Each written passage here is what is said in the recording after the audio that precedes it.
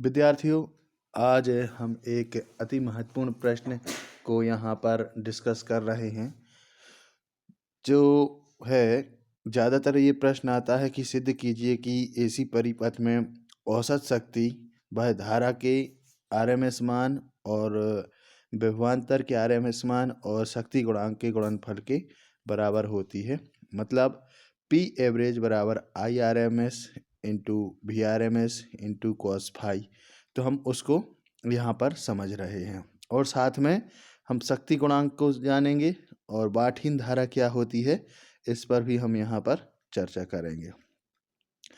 तो सीखने के लिए, पढ़ने के लिए, पढ़ते रहने के लिए ज़रूरी है कि आप इस चैनल को सब्सक्राइब करें, लाइक करें और शेयर करें ताकि नोटिफिकेशन आपको जल्दी मिले और आप आने वाले वीडियो को जल्दी देख पाएँ। तो देखें, यहाँ पर ये दो ग्राफ आपको दिखाए हैं मैंने। इन ग्राफ में एक ग्राफ जो है वह शुद्ध प्रेरकत्व के लिए और एक ग्राफ शुद्ध धारिय जो धारिता बोलते हैं उस परिपथ के लिए है।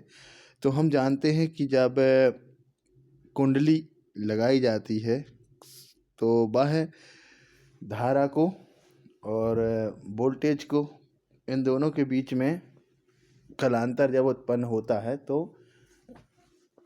इनके 90 डिग्री का अंतर हो जाता है। इसी प्रकार से जब एक संधारित्र लगाया जाता है तो उनके कारण भी धारा और विभवांतर में 90 डिग्री का कलांतर उत्पन्न हो जाता है।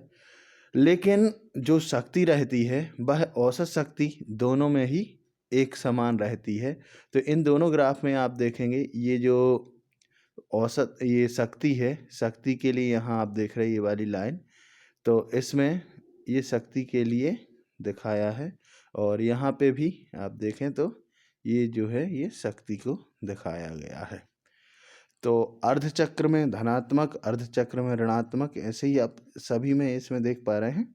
अब दूसरी लाइन को देखें तो ये जो है सॉलिड लाइन, ये धारा यानी आई को, और इस वाले ग्राफ में आप देखें तो यही लाइन यहाँ पर ये वोल्टेज को दिखा रही है।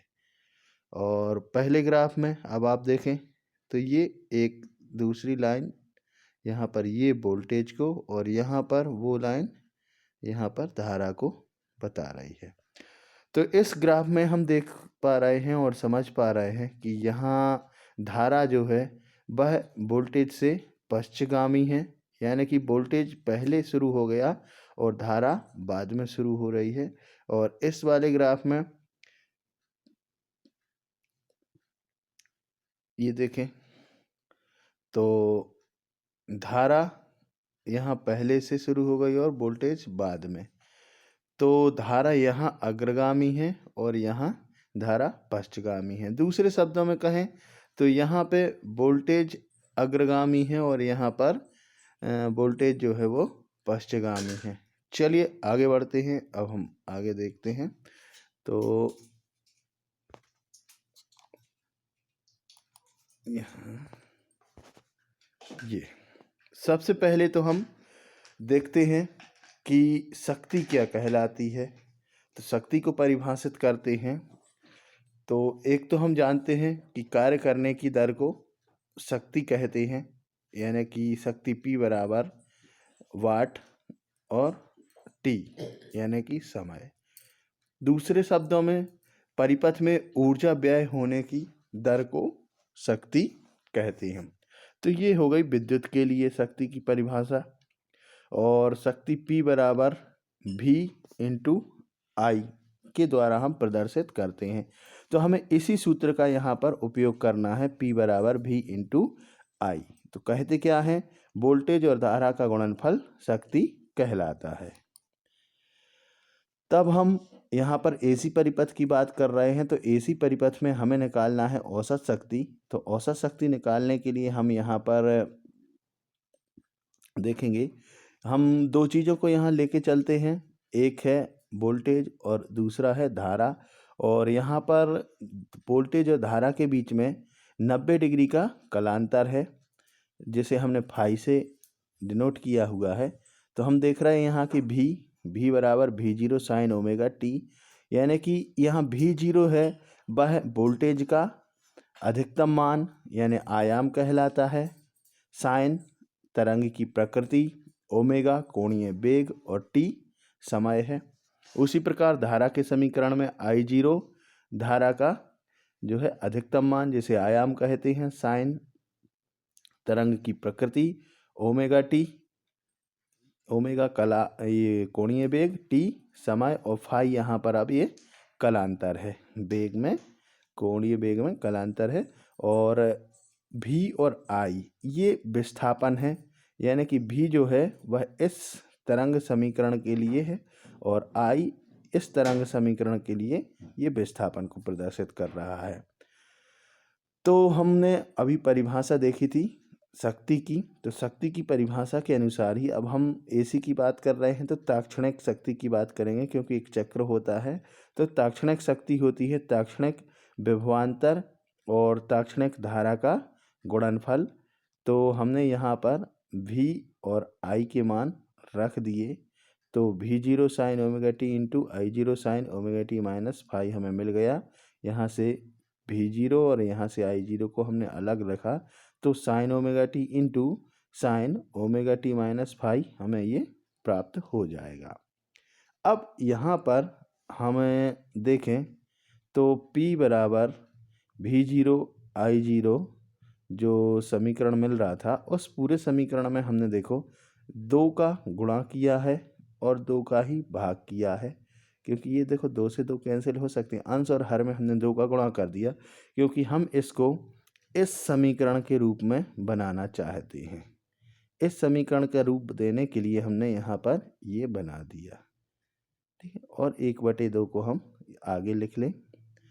तो यहाँ देखें साइन ये 2 sine A into sine B, ये फार्मूला जो है इसको विस्तार करते हैं तो cos A minus B minus cos A plus B प्राप्त होता है।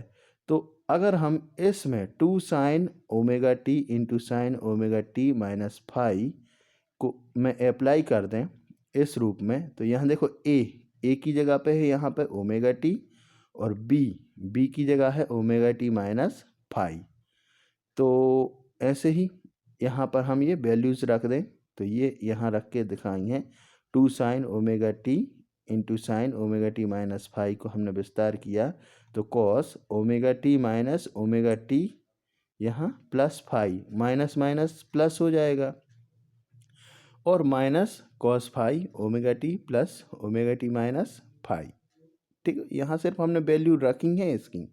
अब इसको हमने सॉल्व किया तो देखें ओमेगा टी और ओमेगा टी एक पॉजिटिव एक नेगेटिव एक कैंसिल हो गए, बचा क्या सिर्फ फाई, तो ये हो गया कॉस फाई। ऐसे ही ये minus cos omega t plus omega T हो गया 2 ओमेगा टी, तो 2 ओमेगा टी माइनस फाई। ये वैल्यू हमने देखो यहाँ पे ये लिखी हुई है। बाकी आपका ये था V0 I0 और 1/2, तो ये लिखा हुआ है, ठीक है। इससे आगे हम आप यहाँ से बढ़ते हैं, तो 1/2 V0 I0 cos phi minus ये देखो 1/2 और V0 I0 का इसमें और इसमें अलग अलग गुणा किया है, तो ये अलग और ये वाला ये अलग हो गया।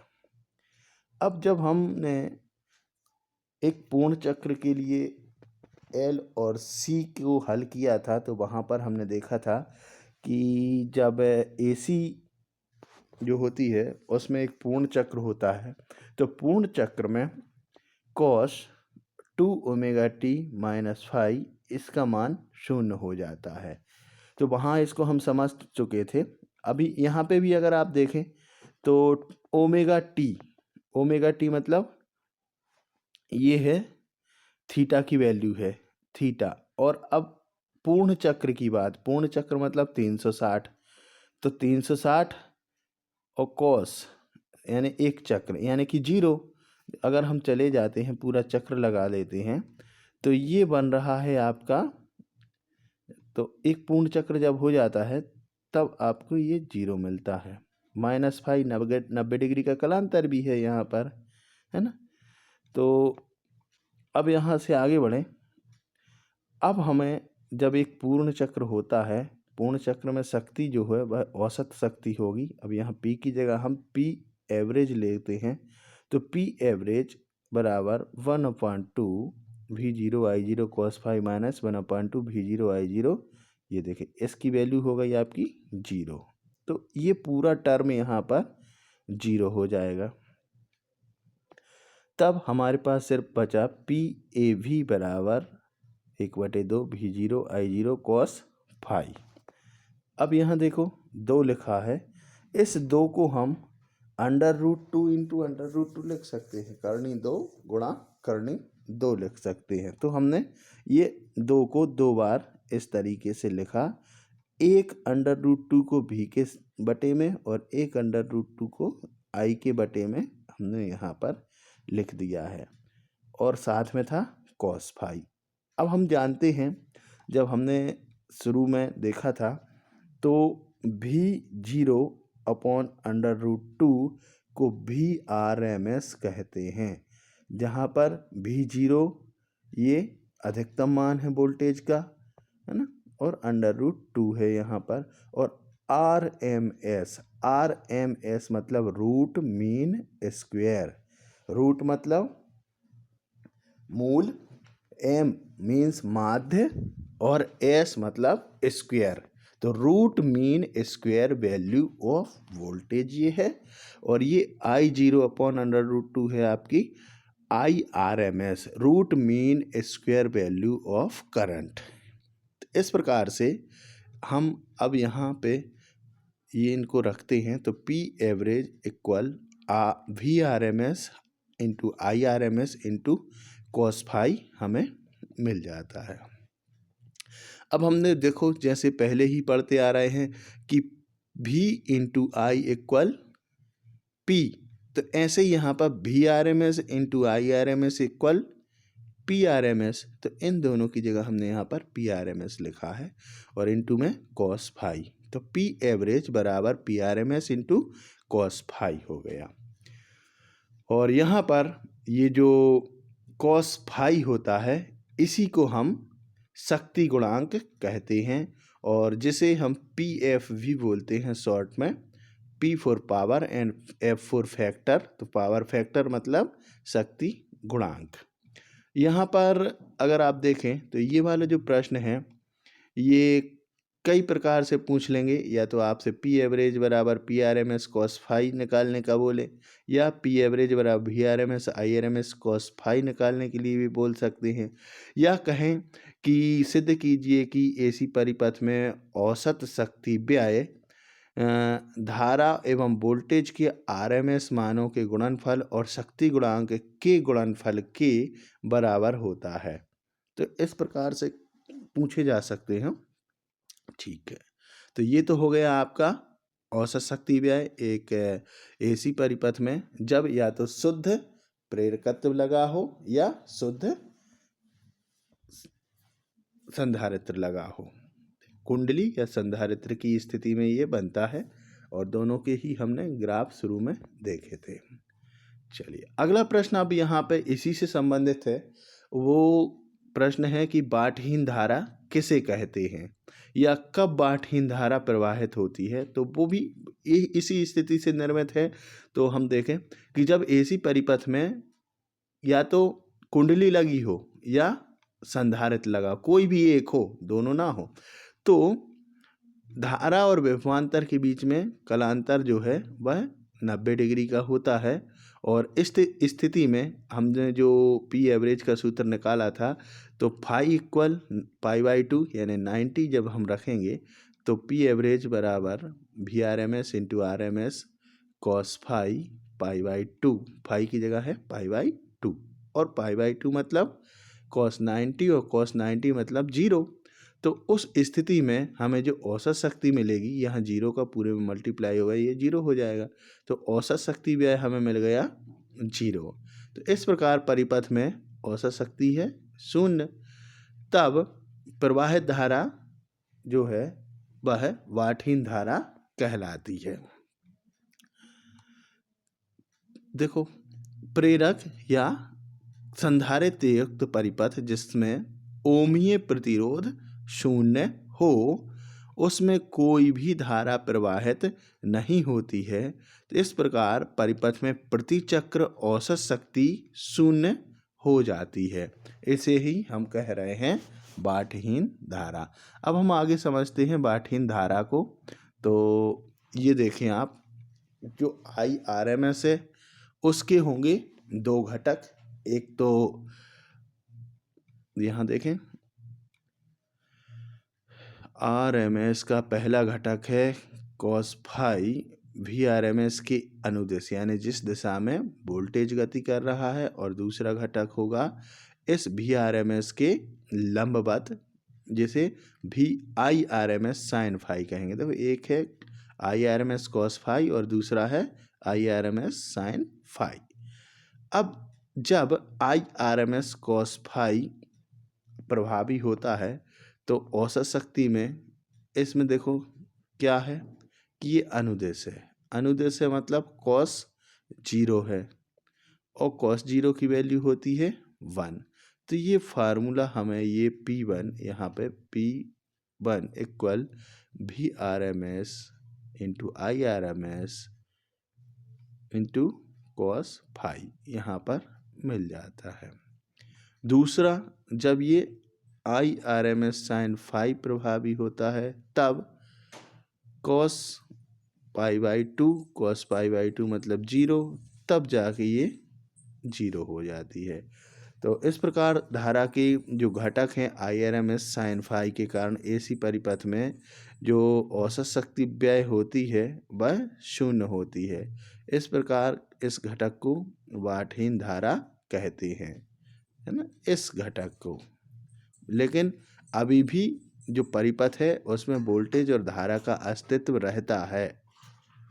ये नहीं है कि ये वाला घटक 0 हो गया तो ये पूरा का पूरा 0 होता है, इसलिए मैंने यहाँ पर ये अलग से बताया हुआ है।